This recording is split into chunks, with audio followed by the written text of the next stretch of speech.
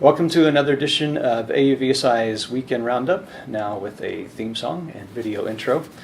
Sadly, this week we lost President George H.W. Bush, and we put a link for historical purposes about some of the drones that were used in Operation Desert Storm when he was in office. So for those who don't know, that was really the first, it wasn't the first use of drones by any stretch, but it was when they first sort of came to the public consciousness. And in fact, a little known situation was some Iraqi soldiers actually surrendered to a drone, which marks the first time that humans had surrendered to a robot, and possibly the last time, we don't know. So what have you got for us, Brian? Continuing the theme of robotic news, a company called Corp has partnered with Walmart to provide artificial intelligence services. And basically, right now, Corp's Brain operating system platform automates more than 100 of Walmart's fleet of robotics that claim the floors.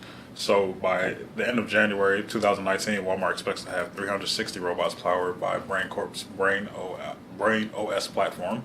Additionally, two men have created an autonomous golf caddy called Rover. The Rover is capable of following golfers around the course and carrying their caddies. It weighs 95 pounds, has 3 wheels, and is waterproof. So on those rainy days where you decide to go golfing, it still works. But does it recommend clubs? So it can't replace human caddies. The New York police have added drones to their repertoire, so New York's finest now include some of the finest drones.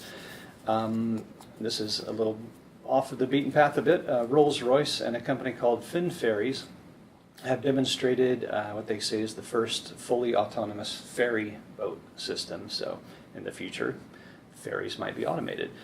Last but not least, the FAA has launched a safety initiative for the holidays about Buzzy the Drone. So it's kind of a cartoon-based little campaign talking about how to treat Buzzy the Drone. And we will be retweeting that and promoting that as part of our Know Before You Fly campaign that we created along with the Academy of Model Aeronautics, and the FAA is a partner with us in that as well. So look forward to seeing some of those as the holidays get closer.